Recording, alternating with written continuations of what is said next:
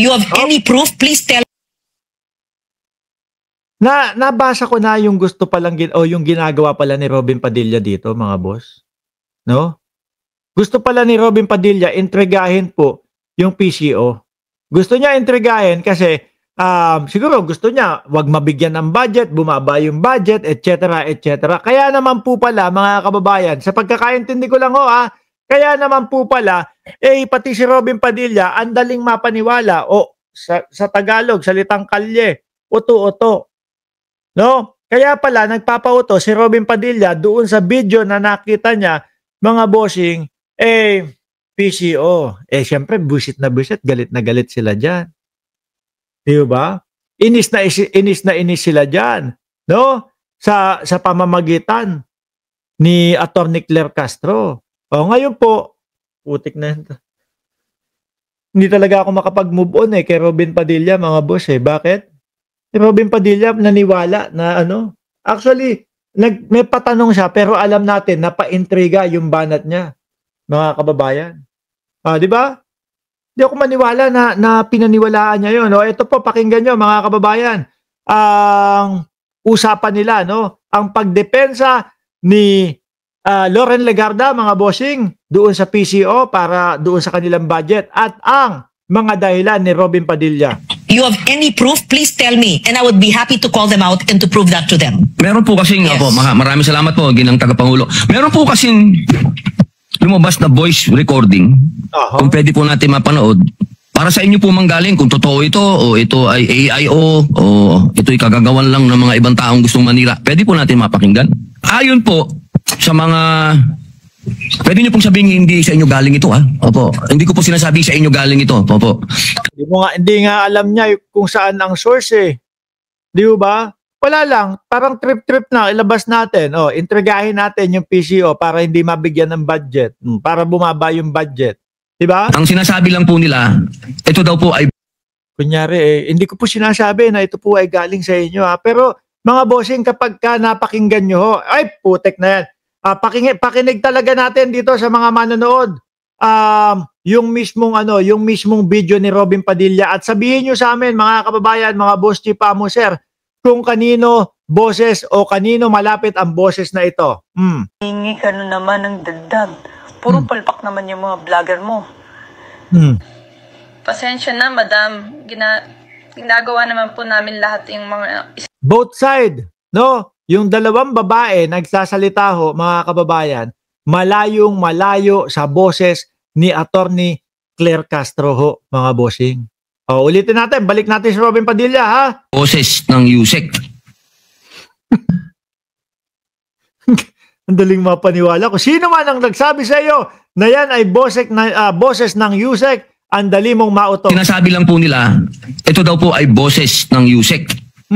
Totoo lamang po ba? Sino po ba ito? Isang pakinig mo pa lang yun, alam mo na, hindi na si Yusek yun Hindi na po si Atty. Claire Castro yun di ba? I have no idea. I was about to ask you, who is it supposed to be? Can you please state on the record? Ang sabi po nila, ito daw po ay voice recording ni Yusek Claire Castro. Na daw siya po ay may kausap ng mga vlogger. Naniwala ka? Kasi, alam nyo mga kababayan, hindi naman po aabot o hindi naman po ipaparating sa Senado yan, mga bossing, kung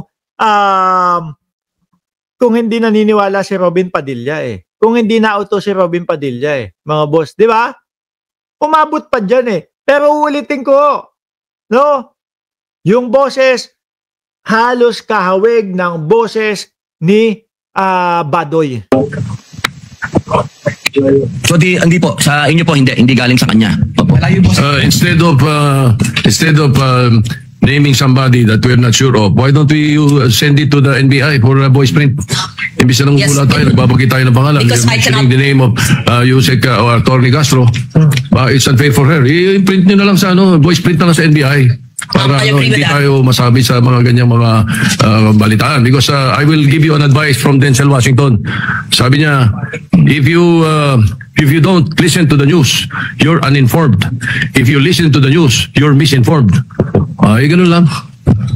So ano si Robin Padilla doon? If you don't listen to the news daw po, hindi ka informed. Pero kapag ka nakikinig ka sa news at mali pa din, you are misinformed. Ano si Robin Padilla doon? No? Uto-uto. Uto-uto ho, mga kababayan. Sabi, ni Malu si Ron, si Rosalinda at Puday daw yung sabi ng PBBM vlogger. Hindi ko kilala yung mga ibang mga vlogger nila. Ano po? Hindi ko kilala yung ibang mga vlogger nila. Pero mas madami ho ako nakikita, mga boss Chipamo, doon po sa mga vlogger nila na talagang, kumbaga, doon pa nagmumula yung mga fake news. Bakit to? Tayo dito kapag ka nagbablog ho, ayan, laging merong materyales na ginagamit. Meron po tayong laging mga video galing po sa mga mainstream media. Meron po tayong mga picture galing po sa mga mainstream media. Hindi tayo nagbablog nung sasabihin ko, ayon sa aking puting ahas, ayon sa aking puting wetpacks, wala tayong ganon. No? Kadalasan mo maririnig yung mga ganyan kay Maharlika. Doon sa mga vlogger nila. O, di ba? Yung kunyari, may source. Tapos yung pala, iniintriga lang ho nila. Parang yan kay Robin Padilla. O, hindi alam kung saan nakuha, kung saan nahalukay yung kanyang video na ipinapakita ho, mga bossing Ang tingin ko dyan, no, gusto niya intrigahin para yung budget po ng PCO ay bumaba, mga bossing. Pero masaya itong mga ito. Bakit to? Masaya sila kasi yung budget ng vice-presidente ho, mga kababayan, ang laki. Diba? Nadagdagan pa. Saan po yun? Sa Senado, mga bossing. Walang iba kung hindi dahil po sa Senado, mga kababayan. Ngayon, So, nung nagkaroon ng... Tigil natin yan muna, no? Eto, mukhang gusto nilang palabasin na ang mga diskaya po, mga boss Chipamo, sir, ay mga hero pa. Na ang mga diskaya po ay sila pa yung bayani ng ating bayan, mga boss. Ibang klase itong mga ito talaga. Di ba? Sandali. Yan, may dina-download kasi ako Pakinggan natin, mga bossing, yung lawyer ng mga diskaya, kung ano ang sasabihin. Hoy, Robin, uwi ka na! Sabi, na lang kay Mariel, niloloko mo tayo Sabi ni Kim Barrera. So,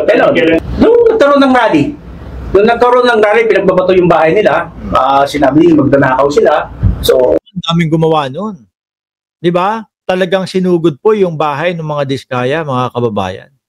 Sinugod, tapos meron pa, sinisira yung gate. Sa galit po ng taong bayan, mga boss. Di ba? Sa galit po ng taong bayan. Mas maganda na, sabi nga niya, mas maganda na lang na mamatay ako may silbi sa bayan kaysa sa ganito na hindi kami lumalabas. So, at least makakatulong pa siya sa lipunan.